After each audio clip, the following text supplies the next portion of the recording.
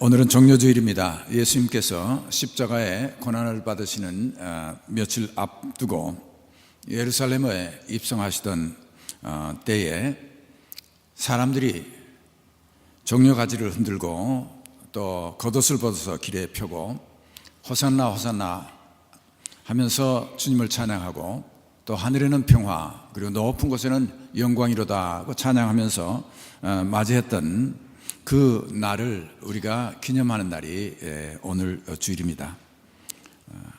그날은 사실 안식일 다음 날이었죠. 안식일에는 그런 일이 없으나 주님께서 그 나사로의 집에 베다니에 머물러 계시다가 이제 예루살렘에 들어가십니다. 그럴 때 제자들을 불러서 부탁을 하죠. 마을 어귀에 가면 나귀가 한 마리 메어 있는데 그것 풀어가지고 오라고 부탁을 하십니다. 만약에 누가 왜 이걸 가져가느냐 하면 주께서 쓰시겠다 하라. 그래서 제자 같으니 과연 말대로 그렇게 됐어요. 그래서 그 나귀를 데리고 와서 그 위에 제자들이 옷을 펼치고 주님이 그 위에 앉아서 예루살렘에 들어가십니다. 저는 이 종려주일 이야기가 나오면 그 당시에 그 많은 사람들이 예수님을 환영하고 했지만 아무도 그게 정말 무슨 일이 일어나는지 모르고 있었어요. 예수님께서는 미리 아시고 계시죠. 이제 들어가면 이제 십자가에 고난받는 일이 며칠 후에 눈앞에 다가온 것을 주님께서는 미리 예견하셨습니다. 그리고 제자들에게 미리 말했지만 그 제자들도 그걸 깨닫지 못하고 상상을 하지 못하고 있었던 사건이죠. 저는 이 종려주일 얘기를 하면 옛날 제가 어렸을 때 기억이 생각이 납니다. 6.25 전쟁이 있었을 때 그때 저희는 서울에서 피난 가지 못했어요. 그런데 9월 28일 날 서울 수복되던 날 아버님께서 병원으로 돌아가셨습니다. 그리고 3개월 후에 이제 1월 4일 날 다시 중공군들이 침공을 하게 될 때 서울을 탈환하게 되니까 많은 사람들이 다 서울에서 피난을 했어요. 그때 저희 어머님이 이제 4남매, 저희 형님이 15살, 제가 9살, 제 밑에 동생이 7살, 막내가 3살 되는 4사람을 데리고 어머님이 이제 그 피난을 준비를 하시는 겁니다. 그 추운 겨울에 이제 집을 떠나서 갈 데도 없는 대로 일단 피난을 떠나면 그 겨울에 이 자녀들에게 무슨 일이 생길지 모르시는가. 아마 어머님의 마음은 어떠셨을까. 지금 생각해보면 참 착잡하셨으리라 생각됩니다. 그런데 철없는 저는 또 저와 내 동생들, 형님은 안 그러셨는데 아예 어머님이 피난 준비를 하시느라고 쌀 터서 준비하시고 밥도 하시고 또 떡을 만들어서 가지고 가셔야 되니까 비상양식으로 해서 떡을 만드니 우리들은 뭐 신났어요. 잔칫날인 줄 알고 말이죠. 이리 뛰고 저리 뛰면서 얼마나 좋아했는지 몰라요. 지금 생각해보면 참 어머님은 얼마나 저 철없는 놈들 저렇게 좋아하고 있구나 생각하시고 마음속에 어떤 마음을 가지셨을까 하는 생각이 지금 듭니다. 종려주일 날 예수님과 제자들 그리고 다른 사람들의 그 환경이 그러지 않았나 생각이 돼요. 그날 이제 들어갈 때 아마 기자들이 그 당시의 사건들을 얘기를 할 때 이 사람 저 사람들이 인터뷰하면서 얘기를 한다고 하면 몇 가지 종류의 사람들이 거기에 있었죠. 제일 먼저 뭘 모르고 그 호산나 호산나 하면서 찬양했던 군중들이 있습니다. 이리저리 사람이 많이 모이는데 따라다니는 사람이기도 했지만은 그러나 그들은 어떻게 어디서부터 시작되는지 모르지만 그들은 이 찬양을 하게 됐고 하늘에는 평화요 가장 나쁜 곳에는 영광이라 하면서 가지를 흔들고 환영했던 그 기쁨으로 뛰었던 그런 그룹들이 있습니다. 그 다음에 또 한 그룹은 예수님을 가까이서 따랐던 제자들이에요. 그래 예수님께서 예루살렘에 들어가실 준비를 하기 위해서 나귀를 끌어오라고도 했고 그래서 항상 주님과 함께 동행하던 그 제자들이에요. 이쪽 예루살렘 쪽으로 이번에 내려갈 때 제자들 중에서 예수님 말렸죠. 혹시 무슨 일이 일어날 그런 불길한 징조가 보이니까 이번 명절에는 예루살렘 내려가지 말자고까지 말렸었어요. 그랬던 그 측근 제자들이 있습니다. 그 제자들도 그날 들어갈 때 군중들이 그렇게 환영을 하고 환호하니까 어쩌면 이것이 무슨 큰 정변이 일어나서 어쩌면 예수님께서 등극하시게 되는 어떤 계기가 되는 게 아니냐 하는 생각을 했을는지도 몰라요. 그 다음에 그 무리들 중에는 서기관 바리새인들이 있었습니다. 예수님의 잘못을 항상 지켜보면서 그래가지고 결정적인 그런 흠집을 잡으면 예수님을 어떻게 처리하고 싶은 그런 사람들이 있었죠. 근데 이 사람들이 보니까 황당한 일이 일어나거든요. 이분이 나귀를 타고 들어오는데 뭐 사람들이 야단이야. 그러니까는 그들이 눈살을 찌푸리면서 예수님께 얘기를 하죠. 이 사람들 좀 조용히 하게 하시오. 이게 뭡니까? 그런데 예수님께서 대답을 하십니다. 이 사람들이 잠잠하면 돌들이 소리를 지를 것이다. 오늘 설교 제목이 이 돌들이 소리를 지를 것이라는 그 주님의 코테이션을 썼습니다. 그 주님께서 그 말씀을 하세요. 그 말씀은 뭐예요? 이것은 사람들이 계획한 일이 아니야. 사람들의 그냥 우연히 일어난 사건이 아니다 그 말이죠. 지금 이거는 하나님께서 이루시는 놀라운 일에 사람들이 이렇게 하는 건데, 환영을 하는 것인데, 만약에 이 사람들이 조용하게 된다면 아마 돌들이 소리를 지를 만한 그런 사건이다 그 말이죠. 거기에는 또 관망자들이 있었을 거예요. 그저 어떻게 돌아가는지 영문을 모르고 그저 구경이나 하자, 이 바람이 어느 쪽으로 부는지, 그래가지고 언제든지 그때 되면 일이 쏠리면 바람이 불고 이쪽으로 쏠리고 저쪽으로 바람이 불고 저쪽으로 쏠리는 많은 사람들이 구경을 하고 있었을 것입니다.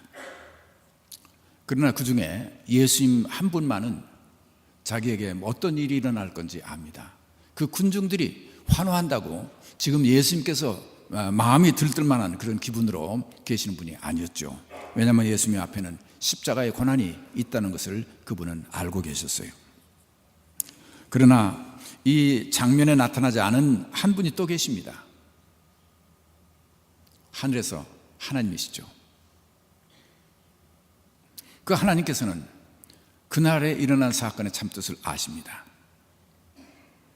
하나님 편에서는 그 일은 큰 날이었었어요. 대단한 역사가 바야흐로 일어나는 새 막이 열리는, 그래서 새로운 막이 올라가는 순간이에요. 드라마의 클라이막스를 향해서 마지막 장면이 펼쳐지는 시간입니다. 새 장이 열리는 순간이었어요. 그래서 바리새인들이 잠잠하게 하라고 예수님께 말씀했을 때 이 사람들이 잠잠하면 돌들이 소리 들을 거라는 말이죠. 하나님께서 하시는 위대의 역사에 새로운 막이 올려지는 순간이었어요. 하나님께서는 인류를 구원하시기 위해서 독생자 예수 그리스도를 이 땅에 보내셨습니다. 예수님의 탄생하는 그 사건은 엄청 큰 일이었습니다. 그날 무슨 일이 있었죠? 세상은 고요히 잠들어 있었고 아무도 그 그리스도가 베들레헴이라는 작은 마을에 태어날 줄 모르고 있었죠. 그래 들에 양을 치고 있는 목자들에게 천사들이 나타나서 찬양을 하지 않습니까? 그래서 양 치던 목자들이 천군 천사들이 하늘에서 밤중에 노래하는 소리를 듣습니다. 지극히 높은 곳에서는 하나님께 영광이요, 땅에서는 기뻐하심을 입은 사람들 중에 평화로다 하는 찬양 소리 그때 울렸어요. 그것은 하나님께서 독생자를 인간의 역사에 개입시켜서 하나님의 독생자 예수 그리스도가 이 땅에 오시는 엄청난 사건이 일어나는 때였죠.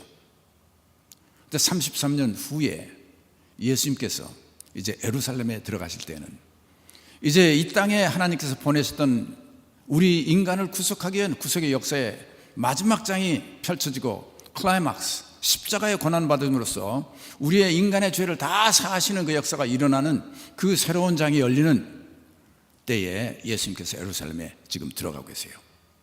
그래 하늘에서 볼 때는 이것은 엄청 역사의 큰 사건입니다. 큰 잔치의 날이에요.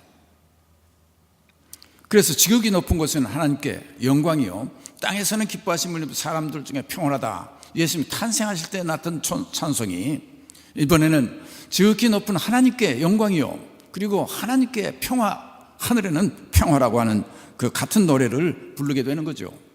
근데 이번엔 천군 천사가 부른 것이 아니라 거기에서 많은 군중들이 자기들이 연습한 것도 아니요 누가 시킨 것도 아니지만은 그 노래를 부르게 됐던 것이죠. 이것은 하나님의 성령께서 역사하셔서 일어났던 돌발적인 사건이었었어요. 천군 천사 대신에 거기에 모였던 무리들이 그 찬양을 했던 것입니다.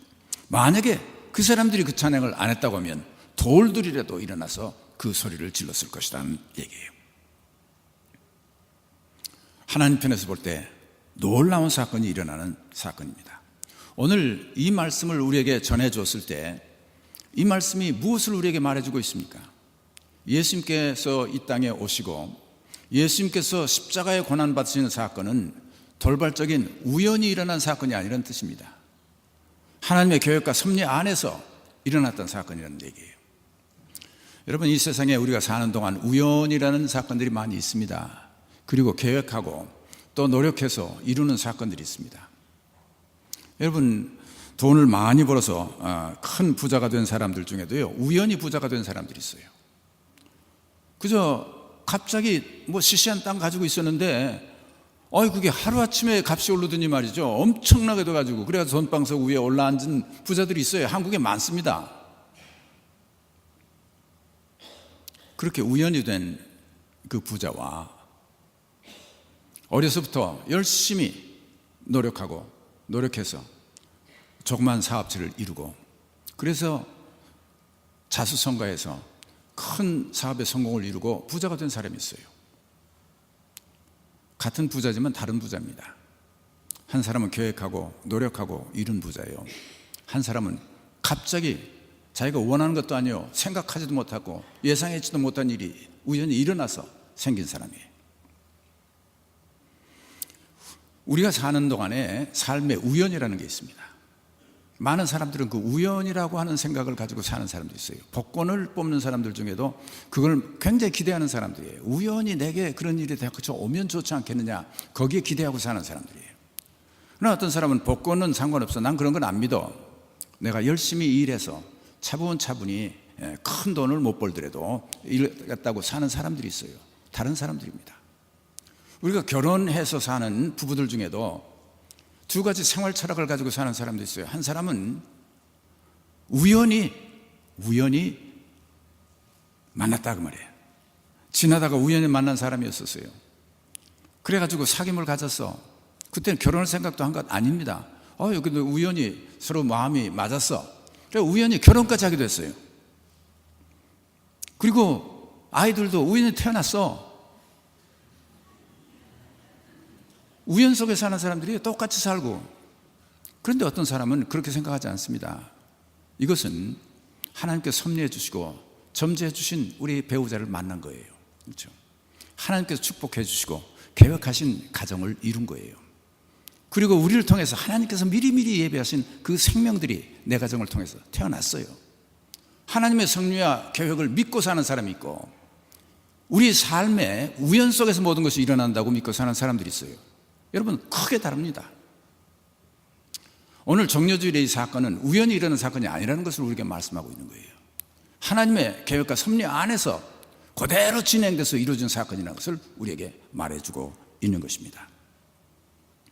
많은 사람들은 인생이라고 하는 게 그저 우연의 연속이라고 생각되는 사람도 있어요. 그래야 제가 결혼에 대해서 지금 말씀을 드렸지만, 우연이라고 생각하는 사람 중에도 또 어떤 사람은 그래도 우리 그냥 사는 게 아닙니다. 굉장히 뜨거운 사랑을 하고 진실된 사랑을 하고 살고 있다고 그래요. 그래요. 그 맞아요. 진실된 사랑하고 뜨거운 사랑 지금 하고 있죠. 그러나 이것이 하나님의 섭리와 경륜이 아니라 우연히 일어났다고 생각하고 사는 사람들 중에는요, 지금은 그렇게 뜨겁게 사랑하는데 우연히 또 무슨 사건이 일어나는지 어떻게 알아요? 우연히 지나다 눈 맞추는 사람이 생겼잖아요. 그리고 또 우연히 그 사람하고 뜨거운 사랑을 또 할 거래요. 세상 알 수 없어요. 우연이라고 믿는 사람들은 내 눈앞에 다가온 어떤 사건에 대해서 대책 없이 그때 기회가 올 때 그것을 잡고 사는 사람들이죠. 그러나 계획과 섭리 속에 사는 사람은 그렇지가 않습니다.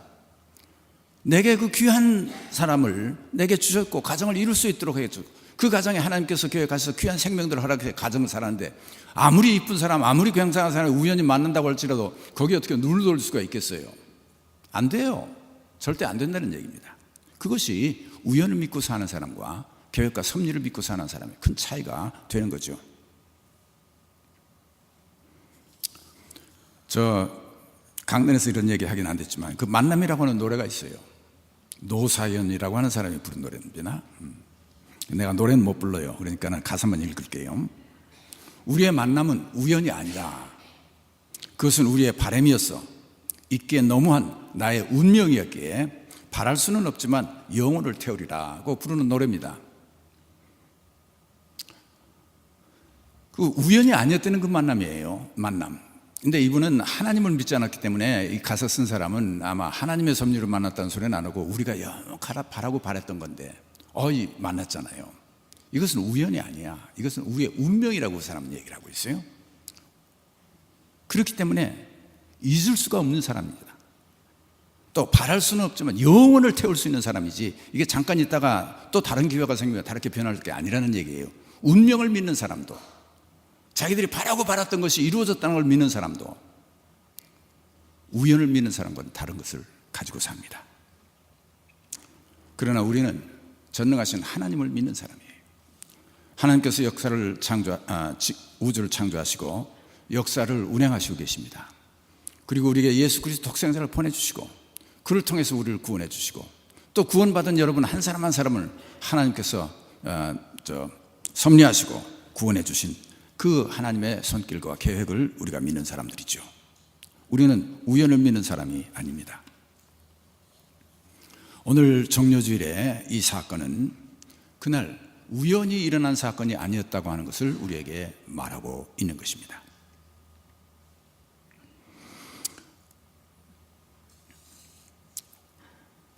우리가 사는 삶 속에 우리의 삶을 바꿔놓는 귀한 큰 사건들이 있어요. 여러분의 개인 삶에도 마찬가지요. 우리의 가정사에도 그런 날들이 있었을 것입니다. 그리고 인류의 역사에도 마찬가지입니다.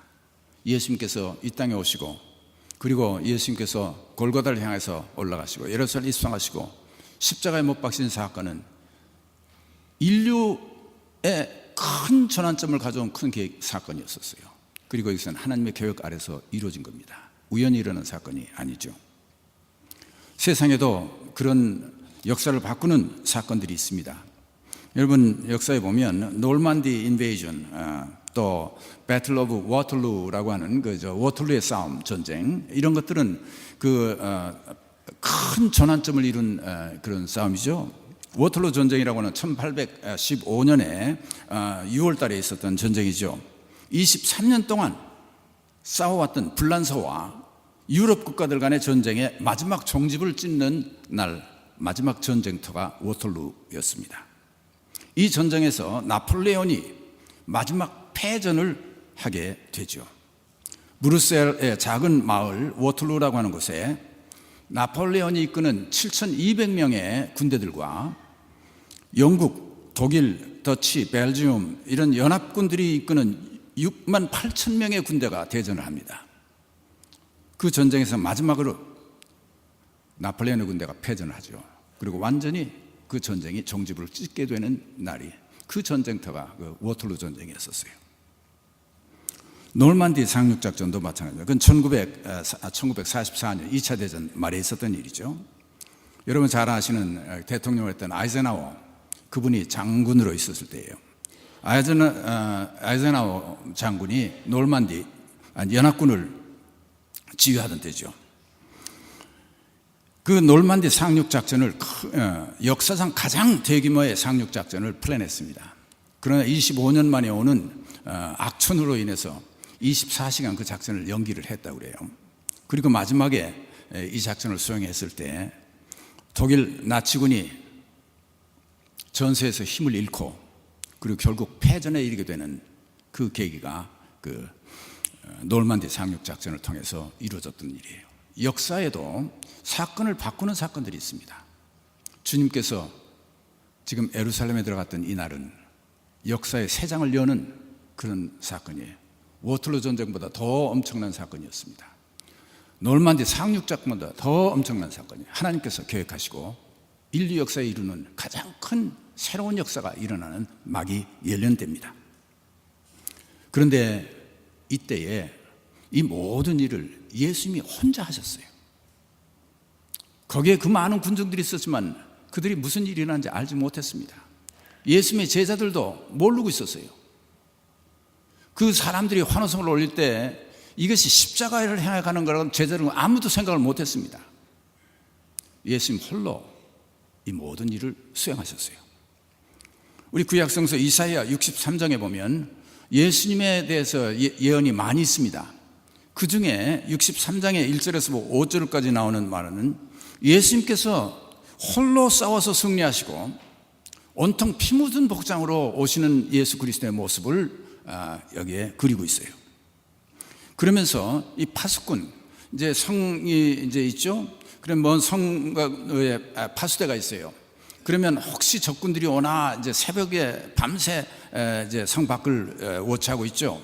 근데 이른 새벽에 동이 터오르는 그 흐미한 새벽에 저쪽 멀리서 한 사람이 걸어오거든요. 파수꾼이 봅니다. 그러면서 그 사람과 대화로 이 예언을 쓴 거예요. 그래 파수꾼이 이제 그 사람을 보고 소리를 지릅니다. 당신은 누구냐고 말이에요. 에돔에서 오면서 홍의를 입고 빨간 옷을 입고 보스라에서 오는 자가 누구냐? 그 화려한 의복, 큰 능력으로 걷는 자가 누구냐? 아마 당당하게 걸어오시는 그 모습에 피 묻은 옷이었는데 멀리 보니까 빨간 홍의를 입은 것처럼 해서 온다고 말이죠. 그러니까 그쪽에 사람이 대답을 합니다. 그는 나다. 의를 말하는 자요, 구원하기에 능한 자다라고 소리를 내서 응답하죠. 그러니까 파수꾼이 다시 물어요. 어찌해서 내 의복이 붉으며 내 옷이 포도즙을 바른 자 같으냐 하고 묻습니다. 점점 그 사람이 다가오죠. 근데 그 옷이 빨간 홍이가 아니라 이 전부 피가 튄 것처럼 포도즙 딸 때 가서 포도즙 밟아서 튀어서 일본 옷 같은 옷이 이제 다가오면 보니까 그렇다고 말이에요. 어떻게 옷이 그렇게 생겼느냐고 말이에요. 그러니까 그 사람이 대답합니다. 만민 중에서 나와 함께하는 자가 없었다. 내가 홀로 포도즙을 밟았다. 내가 노함을 인해서 무리를 밟았고 분함을 인하여 짓밟았으므로 그들의 선혈이 내 옷에 튀어 내 의복을 더럽혔음이니 이는 내 원수 갚는 날이 내 마음에 있고 내 구속할 해가 왔으나 내가 본즉 도와주는 자도 없고 붙들어주는 자도 없으므로 이상히 여겨 내 팔이 나를 구원하며 내 분이 나를 붙들었습니다. 이 일을 내가 혼자 했다 말이죠. 예수 그리스도의 구원의 사건, 십자가에서 피 흘린 주님의 그 사건을 얘기를 하고 있는 것입니다. 종려주일은 예수님께서 예루살렘에 입성해서 그 많은 관중들이 환호하고 그러고 있었지만은 그러나 주님은 홀로 그 길을 걸으셨어요. 십자가를 향해서 의롭게 외롭게 홀로 입성하셨던 것입니다. 아무도 주님이 십자가를 향해 가는 줄 몰랐어요. 여러분, 목요일 최후의 만찬을 나누신 후에 겟세마네 동산에 제자들과 함께 올라 기도하자고 주님께서 마음속에 굉장히 번민하셨죠. 이제 십자가 곧 자기들을 잡으러 올 사람들이 잡혀갈 걸 생각하니까 마음에 번민이 돼서 제자들에게 우리 가서 기도하자 그랬어요. 예수님은 십자가를 앞에 놓고 밤새 피땀을 흘리면서 기도하시는죠. 그런데 제자들은 피곤하잖아요. 자는 거예요. 그냥 이게 왜 밤에 갑자기 기도하자고 밤중에 여기로 끌고 올라오셔서 기도하자고 그러시지? 그런 일이 일어날 꿈에도 생각을 못한 겁니다. 그래 잤어요. 그래 예수님께 가서 너희들이 한시도 나와 함께 기도해 줄 수 없느냐고 제자들에게 얘기하셨죠. 예수님 홀로 가셨죠. 그 밤에 가로주다가 이끌고 온 군병에게 잡혀서 가야바 법정에 끌려가게 될 때 그 횃불을 들고 와서 군병 잡을 때 제자들이 다 도망가 버렸습니다. 나중에는. 그리고 그 밤에 가야바 법정에 끌려가서 했을 때 베드로가 거기까지 근처까지 따라갔죠. 그러다가 어떤 사람이 묻죠. 당신 그 예수 따르던 자는 아니냐 하니까 나 모른다 해가지고 3번씩이나 베드로도 부인하고 도망갔어요. 그렇게도 예수님을 환호하고 환영하던 군중들은 어디다 갔습니까? 며칠 후에 그 무리는 다 사라져버리고 빌라도 법정에 서신 예수님 앞에 수많은 군중들이 모여서 소리를 지르면서 바나바를 놓아주소서, 예수를 십자가에 못 박으소서, 십자가에 못 박으소서 하고 소리를 질렀어요. 예수님께서는 홀로 십자가를 향해서 당당히 예루살렘에 입성하시고 홀로 가진 모욕과 곤욕을 고난을 담당하셨습니다. 하나님께서 보실 때는 이것은 역사의 큰 장이 열리는 날이었었어요. 그래서 사람들이 소리 지르지 않으면 돌들이라도 소리 지를 만한 그런 일로 하늘에서는 이것을 셀레브레이트한 잔치로 만드셨죠. 그럼에도 불구하고 많은 사람들은 알지 못했습니다. 그러나 주님은 아셨죠. 그리고 이것은 우연히 일어난 사건이 아니라 하나님께서 섭리하고 이루시는 사건이었다는 얘기입니다. 그것이 종려주일이었고 하나님의 잔치였어요. 십자가 아들의 고난, 그러나 그 고난에 앞서 구원의 전야제입니다. 기뻐하며 큰 소리를 하나님 찬양했고 찬송하리로다 주의 이름으로 오시는 이여 왕이여 하늘에는 평하여 가장 높은 곳은 영광이로다. 그날 종려주일 군중들은 그라나에 일어난 사건의 참 의미를 아무도 몰랐어요. 그러나 하나님께서는 그날을 셀레브레이트, 잔치하신 거죠. 이 사람들이 잠자면 돌들이 소리 지르리라. 오늘 우리는 이제 그 잔치를 기념하고 있습니다. 그때 그 사람들은 그것이 무슨 의미인지 모르고 호산나 호산나 했어요. 그러나 오늘 우리는 그 호산나 하고 부르짖었던 부르짖음이 무엇을 의미하는지 다 알고 있습니다. 왜 그 따르는 무리들 그렇게 했는지 이제 그 후 2000년이 지난 오늘 우리는 알고 있습니다. 정려가지를 흔드는 그리스도인들의 호산나는 십자가에서 우리 죄를 지시고 돌아가셔 구원을 성취하시는 하나님의 아들 예수 그리스도의 승전가를 부르는 찬양의 소리였다는 것을 오늘 우리는 알고 있어요. 예수님께서 그 일이 있으신 후에 성을 보시고 우셨죠. 그러며 이러시면서 말씀하셨어요. 너도 오늘 평화에 관한 일을 알았다면 좋을 뻔하였거니와 지금 내 눈에는 숨겨졌도다. 그렇습니다. 그때 그날 예루살렘의 많은 군중들은 이 하나님의 궁극적인 평화를 이루기 위한 십자가의 사건을 모르고 있었어요. 그들의 눈에는 숨겨져 있었습니다. 그래서 주님께서 말씀하시죠. 너와 및 그 가운데 있는 내 자식들의 땅에 맺히며 돌 하나도 돌 위에 남기지 아니하리니. 그렇게 해서 예수님을 십자가에 못 박은 그 사람들 후에 그 징벌을 받았지 않습니까? 예루살렘이 파멸을 했죠. 예수님께서 눈물을 흘리시면서 하는 얘기, 이는 내가 보살핌 받는 날을 알지 못함을 인함이라. 예수님께서 암탉이 자기 새끼들을 날개에 품으려고 하는 것처럼 품으려고 한 것이 얼마였습니까? 그렇함에도 불구하고 그들은 몰랐어요. 그리고 예수님을 받아들이지 아니했죠. 내가 보살핌 받는 날, 그날을 알지 못했던, 그래서 그들은 예수님을 십자가에 못 박는 군중으로 변했던 것이죠. 사랑하는 성도 여러분, 이 세상에 하나님께서 하시는 일, 그 섭리 속에 가장 큰 것이 구원의 사건이었습니다. 그리고 오늘도 그 하나님께서는 여러분의 생명을 구원하셨어요. 그리고 오늘 이 자리에 여러분이 와 계실 때도 이것은 우연으로 와 있는 게 아닙니다. 이 자리에 오늘 프로싱제일교회도 오늘 현재 와 있는 이 자리는 우연이 아닙니다. 하나님의 계획과 섭리 속에 모든 것이 이루어지고 있어요. 그렇게 됐을 때 미리미리 우리가 그걸 알지 못했던 사람들이라 할지라도 현재 일어나는 사건은 하나님의 섭리와 경륜 아래서 일어난다는 걸 믿을 때에는 우리는 오늘 이 시간에 어떻게 하나님의 뜻을 순종하고 살아야 될 것을 우리가 헤아리며 사는 사람들이 되는 것이죠. 세상에 우리는 우연 속에 사는 사람들이 아닙니다.